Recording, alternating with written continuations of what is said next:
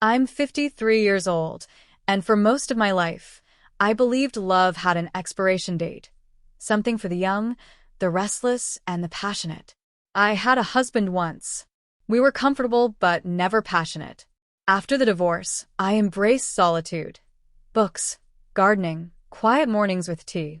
Peace, I told myself, was enough. Then one spring morning, something shifted. I was out early, knees deep in soil, humming Joni Mitchell while tending to my tomato bed. That's when I heard a voice. "Hey, Miss Barrett." I looked up to see Jake, my neighbor's son. 18, maybe 19 now, tall with chestnut hair and hazel eyes like his father's. I'd known him since he was a boy chasing soccer balls into my roses.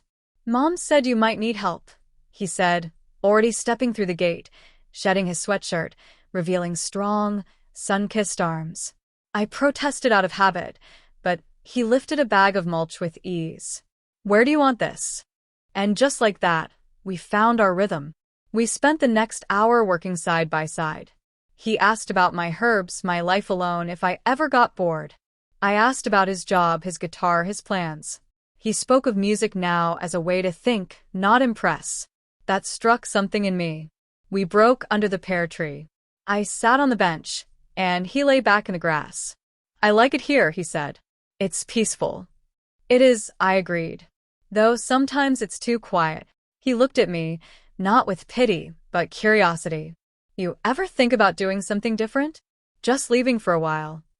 His question landed like a rock in still water. "At my age." "You're not old," he said. I smiled. "Says the boy whose knees don't crack when he stands." He chuckled, then grew quiet. "I think people stop chasing what they want too early. My mom's like that. Always tired. Always doing for others." "And you?" I asked. "Do you know what you want?" He hesitated. "Sometimes I don't even know if I'm allowed to want it." There was a weight in those words. I answered gently. "Wanting something doesn't mean you're wrong. It means you're still alive." He met my eyes, and in that moment, something between us changed. The air felt fuller, charged. We didn't speak of it again that day, but the way he moved closer when handing me tools or how our hands lingered said enough. The next morning, he came back, this time with 2 mugs of coffee. "Good morning," he said, offering one. We worked in silence, aware of each movement. I sat down, pulling off my gloves. He joined me, closer than before. "You always been into gardening?" he asked. "Since I was a girl. My grandmother called her garden a sanctuary." "That's what this feels like," he said. "Most people think it's boring. They don't know what they're talking about." Then he asked something more personal. "You ever feel like you were meant for something more, but everyone expected you to stay where you are?" "All the time," I admitted. "It's one of the loneliest feelings." He nodded slowly. "Sometimes I think I'm not waiting for the world to change. I think I'm waiting on you." I froze. My heart thudded in my chest. I stood and walked to the marigolds, pretending to check the soil. His words echoed in my head. When I returned, he was still there. I sat beside him and said quietly, "I don't know what to say." "You don't have to." We sat in silence, then I asked, "Do you know how long it's been since someone really saw me?" "That's exactly how I see you," he said. His certainty terrified me, not because of his age, but because it felt so real. I told him I needed time. He respected it. But he came back the next day. This time, he handed me a brown paper bag. Inside was a notebook. "You said you used to write," he said. "Thought maybe you could again." I didn't even remember telling him that. He remembered everything. We didn't garden much that day. We sat under the pear tree, knees touching. I read aloud from the first few lines I wrote, and he listened like each word mattered. When he reached for my hand, I let him. I didn't pull away.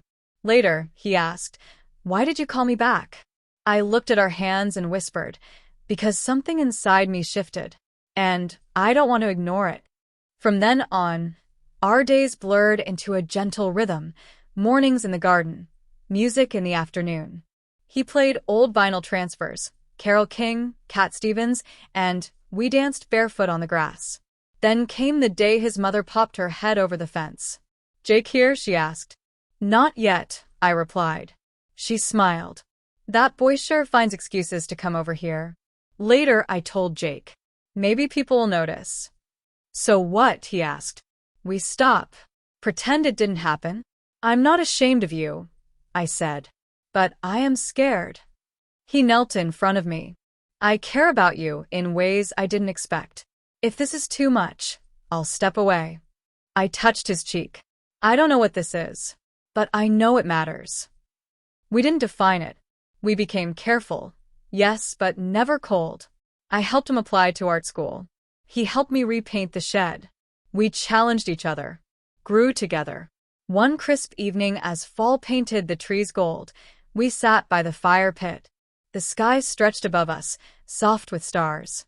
You changed something in me, he said. You reminded me there was something left to change, I replied. He kissed my forehead with tenderness. I felt whole, not because of some label or anyone else's approval, but because I'd allowed myself to feel again. I don't know what the future holds. Maybe this will fade. Maybe it won't. But I'll never regret the day he stepped into my garden. Because that day, I stopped just existing and started truly living.